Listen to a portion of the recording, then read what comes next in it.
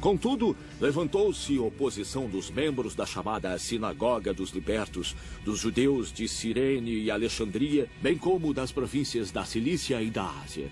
Esses homens começaram a discutir com Estevão, mas não podiam resistir à sabedoria e ao espírito com que ele falava. Então subornaram alguns homens para dizerem: ouvimos este Estevão falar palavras blasfemas contra Moisés e contra Deus.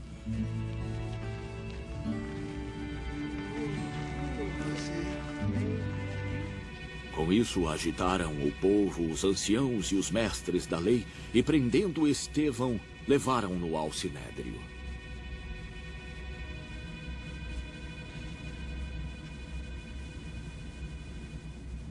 Ali apresentaram falsas testemunhas que diziam: este homem não para de falar contra este lugar santo e contra a lei. Pois o que ouvimos dizer, que esse Jesus, o Nazareno, destruirá este lugar, e mudará os costumes que Moisés nos deixou.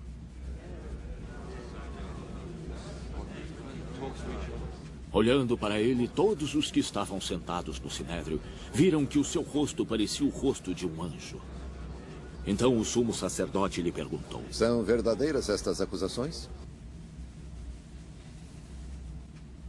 A isso ele respondeu: irmãos e pais, ouçam-me. O Deus glorioso apareceu a nosso pai Abraão, estando ele ainda na Mesopotâmia, antes de morar em Harã. Deixe a sua terra e seus parentes, Deus disse, e vá para a terra que eu lhe mostrarei. Assim ele saiu da terra dos caldeus e se estabeleceu em Harã.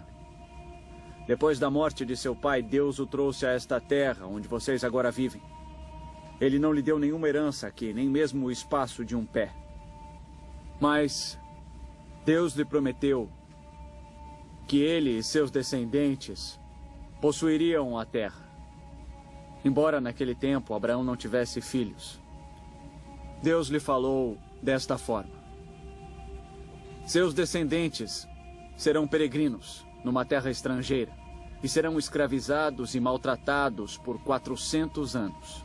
Mas eu punirei a nação a qual servirão como escravos, e depois sairão dali e me adorarão neste lugar. E deu a Abraão a aliança da circuncisão. Assim Abraão gerou Isaque e o circuncidou 8 dias depois do seu nascimento. Mais tarde, Isaque gerou Jacó, e este aos 12 patriarcas. Os patriarcas, tendo inveja de José, venderam-no como escravo para o Egito, mas Deus estava com ele e o libertou de todas as suas tribulações, dando a José favor e sabedoria diante do faraó, rei do Egito. Assim este o tornou governador do Egito e de todo o seu palácio. Depois sobreveio fome a todo o Egito e Canaã, trazendo consigo grande sofrimento. E nossos antepassados não encontravam alimento. Ouvindo que havia trigo no Egito, Jacó enviou nossos antepassados em sua primeira viagem. Na segunda viagem deles, José fez-se reconhecer por seus irmãos, e o faraó pôde conhecer a família de José.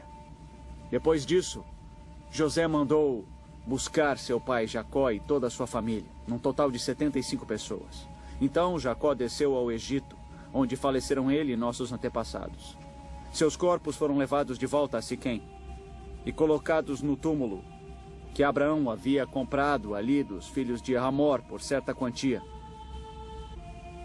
Ao se aproximar o tempo em que Deus cumpriria sua promessa a Abraão, aumentou grandemente o número do nosso povo no Egito.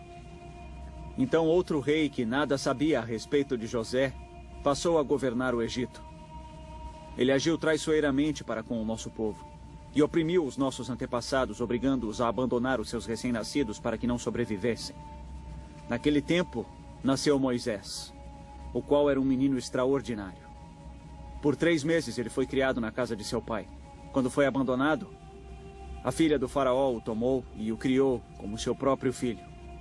Moisés foi educado em toda a sabedoria dos egípcios e era poderoso em palavras e obras. Ao completar 40 anos, Moisés decidiu visitar seus irmãos israelitas. Ao ver um deles sendo maltratado por um egípcio, saiu em defesa do oprimido e o vingou, matando o egípcio. Moisés pensava que seus irmãos compreenderiam que Deus o estava usando para salvá-los. Mas eles não o compreenderam. No dia seguinte, Moisés dirigiu-se a 2 israelitas que brigavam. Tentou reconciliá-los, dizendo: homens, vocês são irmãos, por que ferem um ao outro? Mas o homem que maltratava o outro empurrou Moisés e disse: quem o nomeou líder e juiz sobre nós? Quer matar-me, como matou o egípcio ontem? Ouvindo isso, Moisés fugiu para Midian, onde ficou morando como estrangeiro e teve 2 filhos. Passados 40 anos, apareceu a Moisés um anjo nas labaredas de uma sarça em chamas no deserto, perto do Monte Sinai. Vendo aquilo, ficou atônito. E aproximando-se para observar, ouviu a voz do Senhor. Eu sou o Deus dos seus antepassados, o Deus de Abraão, Isaque e Jacó. Moisés, tremendo de medo, não ousava olhar. Então o Senhor lhe disse: tire as suas sandálias, porque o lugar em que você está é terra santa. Vi o sofrimento do meu povo no Egito. Eu ouvi seus gemidos e desci para libertá-los. Venha agora. Eu o enviarei de volta ao Egito. Este é o mesmo Moisés que tinham rejeitado com estas palavras: quem o nomeou líder e juiz? Ele foi enviado pelo próprio Deus para ser líder e libertador deles por meio do anjo que lhe tinha aparecido na sarça.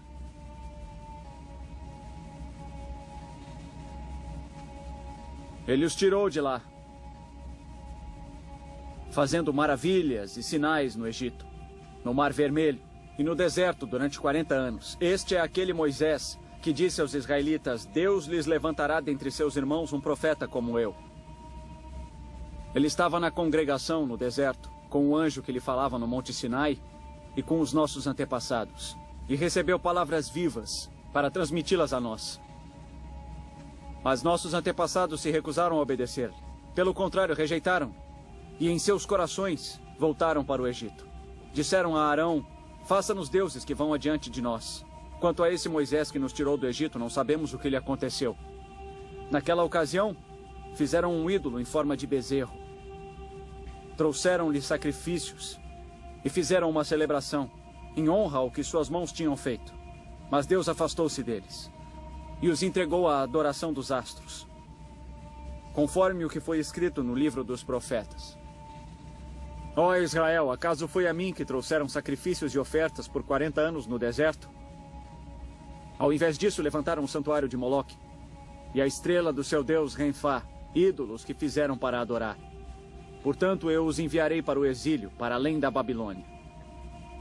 No deserto, os nossos antepassados tinham o tabernáculo do testemunho, que fora feito segundo a ordem de Deus a Moisés, de acordo com o modelo que ele tinha visto. Tendo recebido o tabernáculo, nossos antepassados o levaram sob a liderança de Josué, quando tomaram a terra das nações que Deus expulsou de diante deles. Esse tabernáculo permaneceu na terra até a época de Davi, que encontrou graça diante de Deus e pediu que ele lhe permitisse providenciar uma habitação para o Deus de Jacó. Mas foi Salomão quem lhe construiu a casa. Todavia, o Altíssimo não habita em casas feitas por homens. Como diz o profeta, o céu é o meu trono e a terra o estrado dos meus pés. Que espécie de casa vocês me edificarão? Diz o Senhor. Ou onde seria o meu lugar de descanso? Não foi a minha mão que fez todas estas coisas?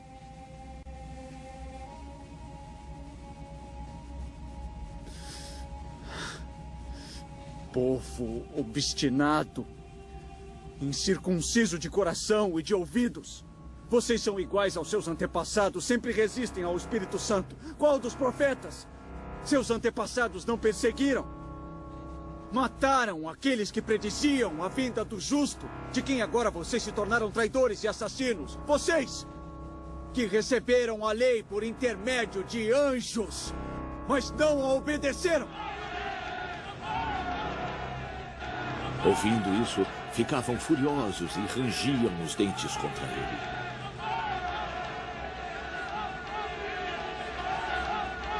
Mas Estevão, cheio do Espírito Santo, levantou os olhos para o céu e viu a glória de Deus e Jesus de pé à direita de Deus. Veja.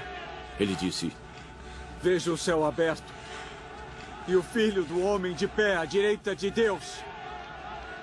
Mas eles taparam os ouvidos e, gritando em alta voz, lançaram-se todos juntos contra ele. Arrastaram-no para fora da cidade e começaram a apedrejá-lo.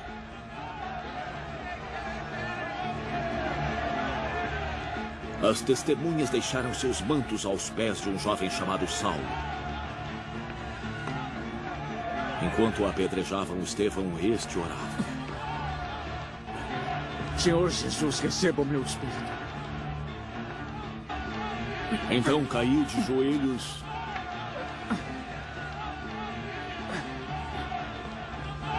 e bradou. Senhor, não os consideres culpados deste pecado. E dizendo isso, adormeceu.